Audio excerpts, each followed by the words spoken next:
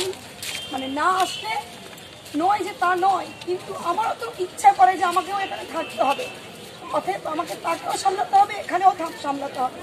আমি শুধু একটাই কথা চেয়ারম্যানের উদ্দেশ্যে এবং বিশেষ করে আমাদের শিক্ষামন্ত্রী এবং দিদির একজন মহিলা, আমরাও মহিলা, আমাদের ঘরে বাচ্চা কাচ্চাকে ফেলে, বিশেষ করে এত অসুস্থ একটা বাচ্চাকে ফেলে এখানে পড়ে আছি, কাছে একটাই কথা বলবো, আর পারছি না।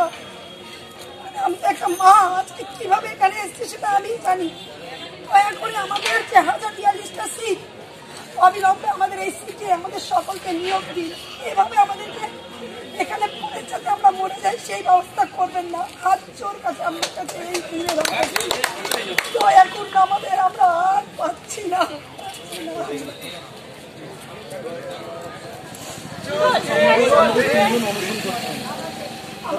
4-5 জন থেকে শুরু হয়েছিল, সকলে অসুস্থ হয়ে পড়েছে, এমনকি দেবাশিসদা, লক্ষ্মীদি সকলেই তো জানেন যে আজ হসপিটাল থেকে ঘুরে এসে অসুস্থ আস্তে আস্তে সবার শরীর আর চলে, সব শরীর ছেড়ে দিচ্ছে, তো সবাই অসুস্থ হয়ে পড়ছে। কতদিন এভাবে চলবো? আমরা 15 বছর ধরে পড়ে আছি।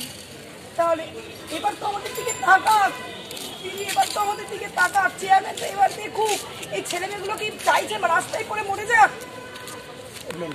আমার নাম শিউলি মন্ডল, 2009 দক্ষিণ 24 পরগনা জেলা যোগ্য।